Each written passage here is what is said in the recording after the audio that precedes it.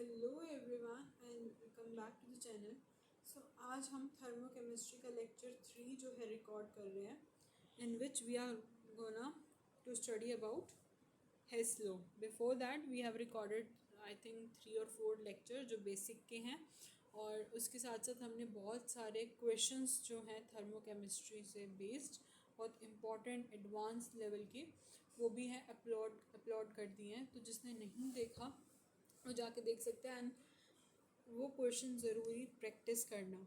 Okay, सो ये lecture 3 है हमारा थर्मोकेमिस्ट्री का। इसके अंदर हम हेस लॉ पढ़ने वाले हैं। हमने हेस लॉ पहले भी लेक्चर 2 में पढ़ लिया है कि हेस लॉ क्या होता है। ठीक है, आई थिंक 2 या 1 में हमने हेस लॉ के बारे में पढ़ लिया है, और ये है हेस लॉ के आगे उसके कुछ जो कॉन्सेप्ट्स हैं, उसके बेस न्यूमेरिकल्स। अब उसकी हम जो है यहाँ पे सीरीज स्टार्ट करने वाले हैं। सो हेस लॉ देखते हैं क्या है। Hess law, it says whether a process takes place one step, one process और more than one step, total heat change remain the same as energy neither be created nor be destroyed। ये तो हमें पता है, energy ना ही तो हम create कर सकते और एनर्जी को ना ही हम डिस्ट्रॉय कर सकते। सो देखो, कॉपर सल्फेट को आपने वाटर के साथ रिएक्ट किया तो आपके पास बना कॉपर सल्फेट .5H2। अब ये क्या है, यहाँ पे आपने हीट ऑफ हाइड्रेशन, अभी तक हमने लेक्चर 1 और लेक्चर 2 में सब चीज़ों की फॉर्मेशन पढ़ी थी कि क्या क्या कैसे हम जो स्टैंडर्ड एंथैल्पी कैसे उनमें फॉर्म करते हैं और उनको क्या क्या कहते हैं। जैसे अब इसमें हाइड्रेशन वाला कॉन्सेप्ट यूज़ हो रहा है, इसमें वाटर ऐड कर रहे हैं ना, तो हाइड्रेशन वाला कॉन्सेप्ट यूज़ हो रहा है। ठीक है, तो यहाँ पे एनहाइड्रस जो ये कॉपर सल्फेट है, इसमें आपने वाटर डाला है तो ये हीट ऑफ हाइड्रेशन हो गया और आपके पास ये बना। ठीक है, अब क्या किया, अब आपके पास ये था सॉलिड में, इसमें था सॉलिड में। अब ये जो होते हैं वाटर के क्रिस्टल्स चलते हैं, इसे क्रिस्टलाइजेशन ऑफ वाटर बोलते हैं, जो हमने क्लास 10th में पढ़ लिया था। ये पानी नहीं होता, ये पानी के कुछ ऐसे वेपर्स फॉर्म्स में होते हैं जो उसको क्या करते हैं, उसको कलर चेंज करने में मदद करते हैं। ठीक है, अगर वो नहीं होते तो इट मीन्स वो ड्राई है, और अगर उसके अंदर वाटर है तो वो क्या है, वाटर ऑफ क्रिस्टलाइजेशन है वो। ठीक है, अब यहाँ पे हाइड्रेटेड है सॉल्ट। ठीक है, अब सॉलिड से जब आपने एक्वस में उसे कन्वर्ट करोगे, यानी यहाँ से आप जब वाटर को उड़ाओगे तो उसको क्या बोलेंगे, heat of solution of hydrated copper sulphate. आगे वाटर है ये, और एक्सेस, जब हम एक्सेस में वाटर डाल रहे हैं, अब यहाँ पर हम इस से इधर भी आ सकते हैं कॉपर सल्फेट से, और कॉपर सल्फेट से अगर हमें एक्वस में आना हो हम तब भी आ सकते हैं। तो उसके लिए हमें heat of solution of anhydrous of copper sulphate पढ़ना होगा।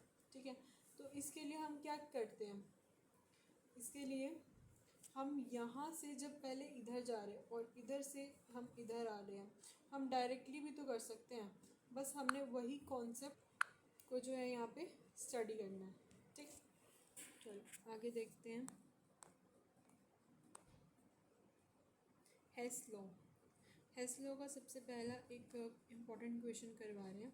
सो क्वेश्चन है, the combustion of 1 mole of benzene take place at 298 Kelvin and 1 atm means 1 atmosphere. After combustion, CO2 and H2O are produced and 3267 kilojoule of heat is liberated. Calculate the standard enthalpy of formation of, अब ये क्या है, standard enthalpy of formation का sign है। Delta H F निकालना है आपको, किसका, बेंजीन का। स्टैंडर्ड एंथैल्पी ऑफ फॉर्मेशन दे रखा है कार्बन डाइऑक्साइड एंड वाटर का, this and this respectively. Okay, so अभी तक मैंने यहाँ पे हेस लॉ का भी हमने न्यूमेरिकल नहीं किया, सिर्फ हेस लॉ पढ़ा है कि हेस लॉ होता क्या है। जब हमें क्या दे रखा, अब यहाँ पे इस क्वेश्चन में देखो, यहाँ पे क्या है, पहले बेंजीन की कंबशन दे दी, फिर यहाँ पे आपको कार्बन डाइऑक्साइड की फॉर्मेशन दे दी, और ऐसे ही वाटर की भी यहाँ पे क्या दे दी, फॉर्मेशन। ठीक है, अब इतना तो हमें पता है कि कंबशन कैसे करते हैं और फॉर्मेशन कैसे बनाते हैं, ये तो हमने सब जो है अपने लेक्चर्स में डिस्कस कर रखा है। नॉर्मली जो दे रखा है आपने पहले वो बना लिया। अब क्या करना है, सभी की यहाँ पर हीट लिखो, क्या लिखो, हीट लिखो। सबसे पहले यहाँ पर बात कर रहे हैं किस चीज़ की, आफ्टर कंबशन, यानी कंबशन कौन हो रहा है, बेंजीन। जब भी बेंजीन की यहाँ पे कंबशन कर रहे हो तो जो यहाँ पे आप देख कितनी रखी है पॉजिटिव में, बट आपको क्या लिखनी है, नेगेटिव में, क्योंकि मैंने बता रखा है कि जो आपका डेल्टा एच जो कंबशन का होता है वो क्या होता है, हमेशा नेगेटिव होता है। वो क्या होता है, नेगेटिव में होता है। क्यों नेगेटिव में होता है, क्योंकि इस टाइम पे क्या होती है, जो हीट होती है वो रिलीज़ होती है। क्या होती है, हीट रिलीज़ होती है, हीट रिलीज़ होती है, इसलिए हम यहाँ पे नेगेटिव का लेते हैं। ठीक है, अब यहाँ इनमें तो हमें नेगेटिव का साइन ऑलरेडी दे ही रखा था, किलो जूल पर मोल में है ये। ठीक है, अब क्या करना है हमें, देखो अब कैसे हम हेस लॉ को सॉल्व कैसे करेंगे। हमें यहाँ पे कंबशन ऑफ बेंजीन दे रखा है, हमने फॉर्मेशन ऑफ कार्बन डाइऑक्साइड और वाटर लिख लिया। अब हमें कह रहे हैं कि क्या बनाओ, calculate the standard enthalpy of formation of benzene, यानी बेंजीन की स्टैंडर्ड एंथैल्पी ऑफ फॉर्मेशन बनाओ। तो हमने यहाँ से बेंजीन ले लिया। अब बेंजीन की पहले फॉर्मेशन करो, ऐसी बनेगी 6C+3H2। अब हमें क्या करना है, देखो हमें हमारा एम है ये, हमारा एम है ये निकालना। अब हमें दे रखा है बेंजीन की पहले इसमें कंबशन हो रही है, फिर इसकी इसमें फॉर्मेशन दे रखी है, और फिर हमें एक वाटर का दे रखा है। ठीक है, अब हमें निकालना है ये हमें निकालने के लिए हमें कार्बन और हाइड्रोजन की ज़रूरत है।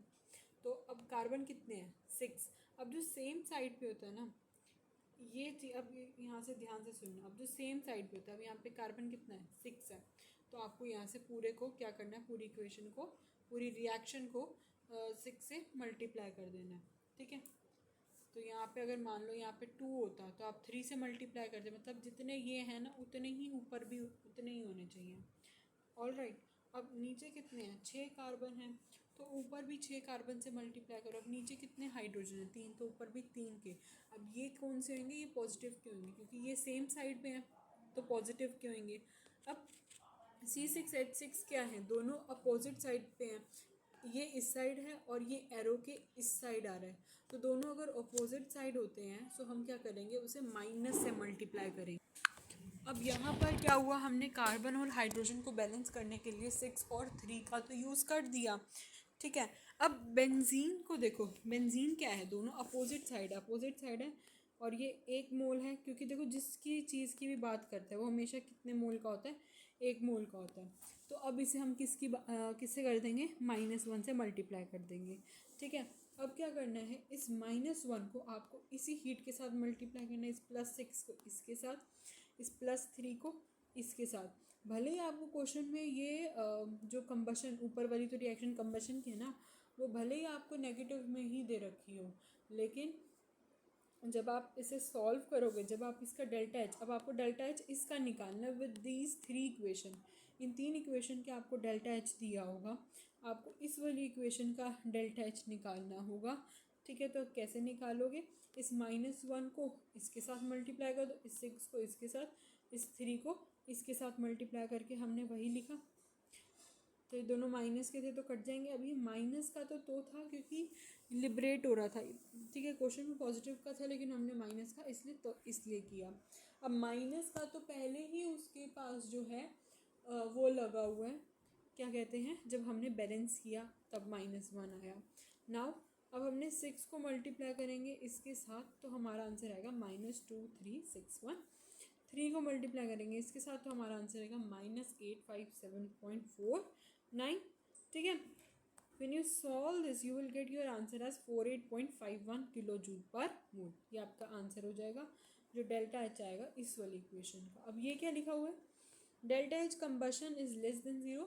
इसका मतलब है कंबशन 0 तो कैसे ही होगा, लेस देन 0 है, तभी तो हमने यहाँ नेगेटिव का साइन यूज़ करा, क्योंकि कंबशन में क्या होता है, हीट रिलीज़ होती है, और जब हीट रिलीज़ होती है तो वो नेगेटिव का साइन आएगा, नेगेटिव का साइन आएगा। नेगेटिव तो क्या होते हैं, 0 से छोटे होते हैं।